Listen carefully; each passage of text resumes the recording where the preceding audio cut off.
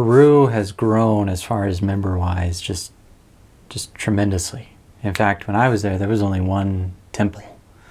It was just the Lima Temple, which is right next to the MTC, which was nice. But and now there's, I believe, 3 or 4 temples. Oh, that's bad, I don't know. But it's just grown. And I could tell that just, fresh getting into the mission. It was just like, it seems every day we would either run into people or had appointments to go to. It's just, that's how we proselyted, is just walked up to random people or knocked on the doors and said, hey, would you like to come in? There's such a religious country to begin with. Most of them are Catholic, and so that was a great way to meet people. Like, hey, we want to share a message about Jesus Christ, and they were like, yeah, come on in. And so just to have that feeling of being welcomed, I think really settled things down for me. I wasn't really sure what to expect. And so, but the Lima South mission in particular, there's so many things. There's Nazca. That's all the way the southern part of our mission. I believe it hits the northern part of Chile, if I'm not mistaken.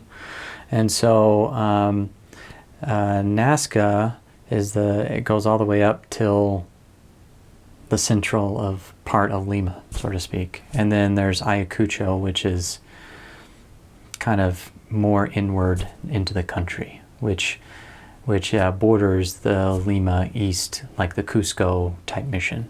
So, and the interesting part is, in one day you could be on the beach, and another day you could be in the mountains skiing within 24 hours. If you ever get sent to Ayacucho, it's a breath of fresh air. Nazca feels like you are literally living on the surface of the sun. In fact, I got a nickname, they called me Elder Camarón, as Elder Lobster, because I was beet red 24/7.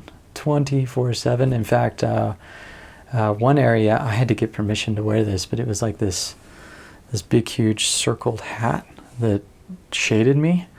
The first time I got burnt, the very first area, because it was so sandy, the sun would just reflect off the sand and just double burn me. The pensionista is the kind of a sister that's a member of the ward that volunteers to cook for the missionaries every meal. So that's something different. You probably know about that, but and so when I got home, she's like, Elder, we gotta fix you up. So she cut, is it aloe vera? Aloe vera, that plant that grows, and slapped it on the back of my neck, and oh, that was the best feeling in the world. So if you ever get sent to Nazca, I'm sorry. But it's a great area, don't get me wrong, just temperature. I'm kind of particular about temperature. So, but Ayacucho, on the other hand, it's beautiful. You can be outside and the sun not burn you. That is a miracle. So, and there's tons of places to go in Ayacucho. In fact, it seems like every P day we went to a different place. There's monuments, there's waterfalls, there's hikes, there's tons of things to do. And then there's Lima. Lima is really interesting because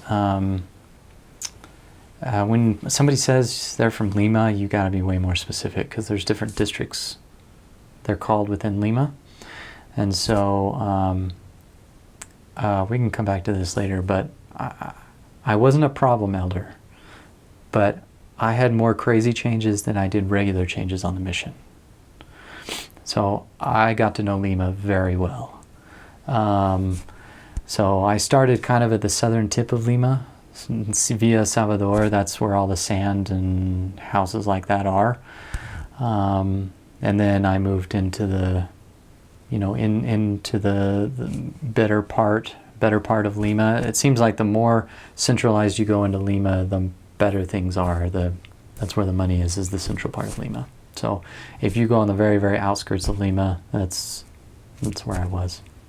Now keep in mind that the church is fairly young in this country. Even though it's growing at a rapid rate, it's still really young. Some bishops and branch presidents mean well, but they sometimes don't mean to do things. And so in this particular case, the Circle bishop, when we showed up, he was just, I don't know, he was making sure that things were done that didn't really matter, and it was kind of taking away from the spirit of things. And so when we met with the bishopric for whatever that morning meeting is, we kind of brought that up to his attention, and how, like in our wards in the United States, this is kind of how we handled it, and that was my companion, and the bishop just straight up turned to me and asked, well, how do you treat it, elder? Like, he was such a humble man to understand truly how things should work, and principles and things like that. So I think it had something to do with the sacrament or something like that. But and so we were able to teach him, and he really helped the ward grow. And the attendance in the ward, the things with wards in Peru, it's really kind of interesting. The wards are huge. I mean, we're talking, I would say maybe 2,000 members in a single ward. However, the activity rate is very, very small.